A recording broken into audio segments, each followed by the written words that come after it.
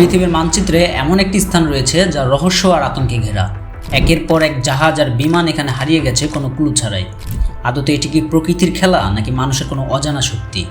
আজ আমরা জানবো বারমুডা ট্রায়াঙ্গেলের গল্প, এর ইতিহাস আর এই নিয়ে বিজ্ঞান কি বলে। বারমুডা ট্রায়াঙ্গেল হলো আটলান্টিক মহাসাগরের একটি রহস্যময় এলাকা। বারমুডা নামের সঙ্গে ট্রায়াঙ্গেল এসেছে কারণ এই রহস্যময় এলাকাটির মানচিত্রটি মিয়ামি, বারমুডা দ্বীপ ও পুয়ের্তো রিকোকে যুক্ত করে একটি ত্রিভুজাকৃতি তৈরি করে।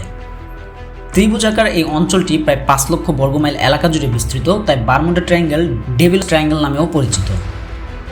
বারমুডা ট্রায়াঙ্গেলের রহস্য প্রথম আলোচনায় আসে 1945 সালে, যখন ফ্লাইট 19-এর 5টি টর্পেডো বোমারু বিমান একই সঙ্গে নিখোঁজ হয়। ফ্লাইট 19-এ থাকা পাইলটদের তখন শেষ বার্তাটি ছিল, সবকিছু অদ্ভুত লাগছে, আমরা দিক হারিয়ে ফেলেছি, সমুদ্রটা ঠিক নয়। পরবর্তীতে উদ্ধারকারী বিমান পাঠানো হলে কোনো সিগন্যাল ছাড়াই সেটিও অদৃশ্য হয়ে যায়। ফ্লাইট 19-এর এই রহস্যময় নিখোঁজের পরে বারমুডা ট্রায়াঙ্গেলের কাহিনী আরও গাঢ় হয়। এই অঞ্চলে এমন কিছু জাহাজ ও বিমান হারিয়েছে যা আজও কল্পনাকে চমকে দেয়।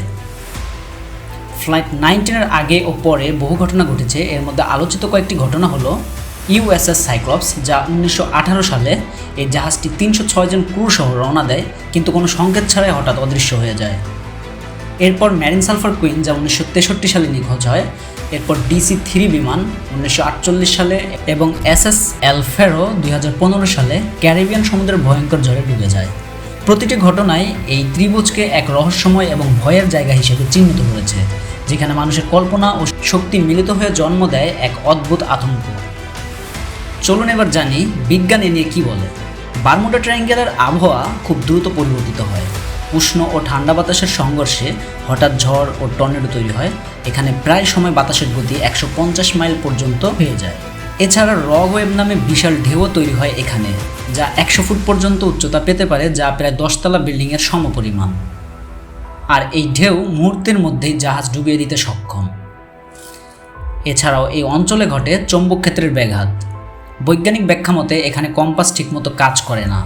বিজ্ঞানীরা মনে করেন সমুদ্রতলের প্রাকৃতিক খনিজ পদার্থ এই ব্যাঘাতের কারণ।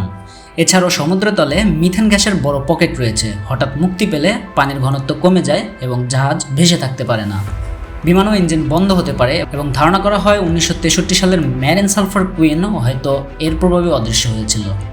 আবার কেউ কেউ মনে করেন হারিয়ে যাওয়ার পেছনে ভিনগ্রহীরাও থাকতে পারে। ইউএফও দেখার রিপোর্টও কিন্তু বেশ কয়েকবার এসেছে।